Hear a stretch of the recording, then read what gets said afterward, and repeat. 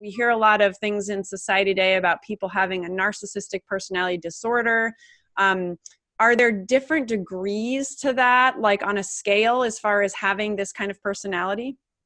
Yes, I think, you know, there are times that we probably all have times of not being empathic, of not really caring very much about the other person's opinion, especially in our marriages and connections in a very close, intimate ways.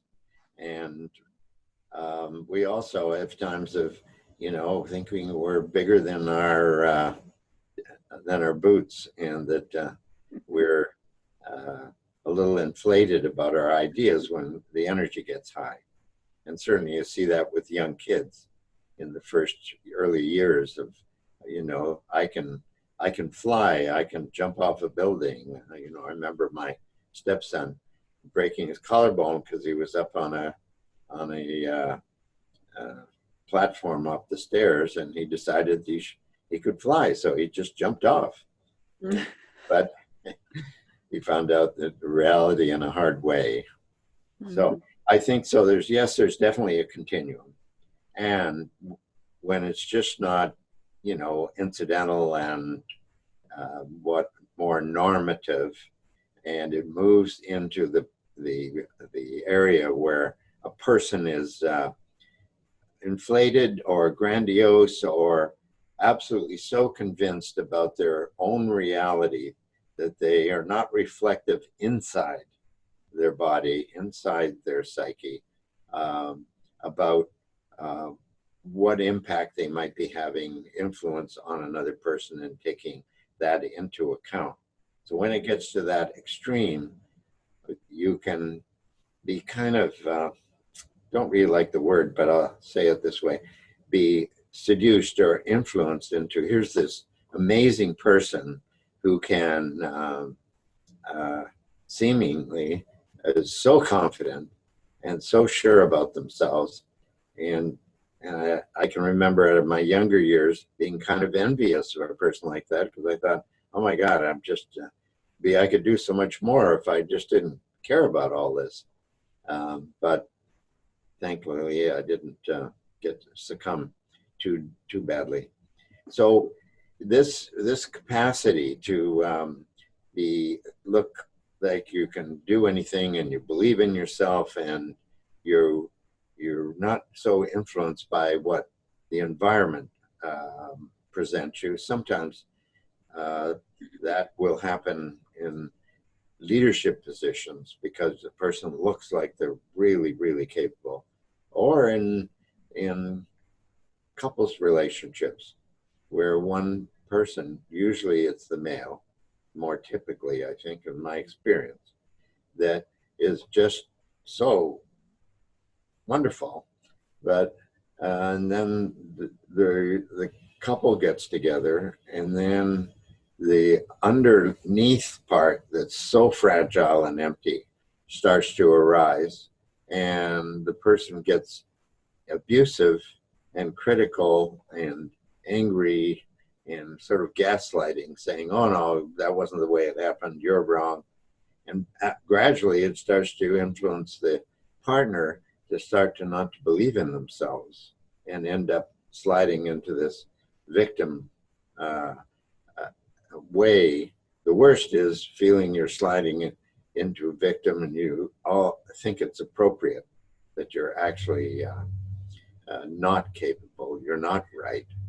And certainly that happens in work, where you have to take care of yourself with a colleague or the boss, and not criticize, because if you do, you're going to be a target, because the ego of these people cannot handle criticism.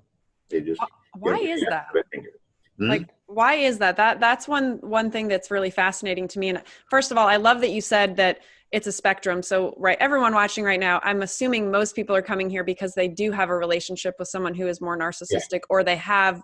However, at the same time, right, like I totally identify myself as someone who's much more codependent, but I also totally see narcissistic qualities. One of them being difficulty with criticism. So why is it that a more narcissistic person has trouble with that?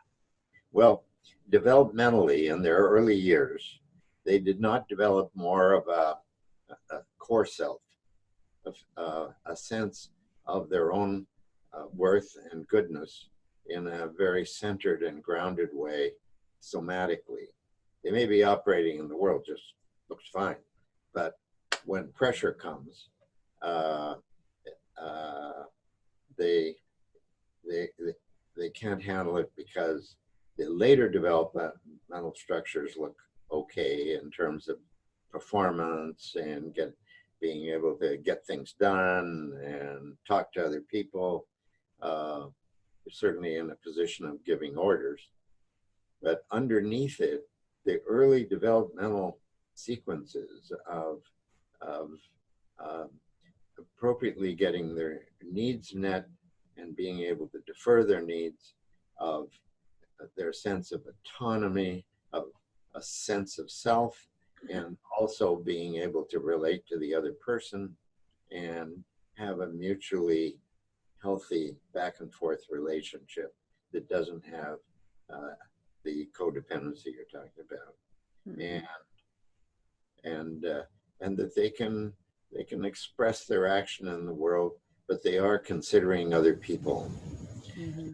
And that doesn't develop well with in certain people. They just didn't get enough attachment, secure attachment, enough bonding with the caregiver, and they didn't get to develop this internal person. So what they did is they built up a persona, in therapy sometimes we call it an adapted or false self, that is more of a shell and can have a lot of behavioral energy, and a lot of push with it, because they have to do that to protect this soft underbelly that actually is just a bottomless. Because if they break, they really go down very far.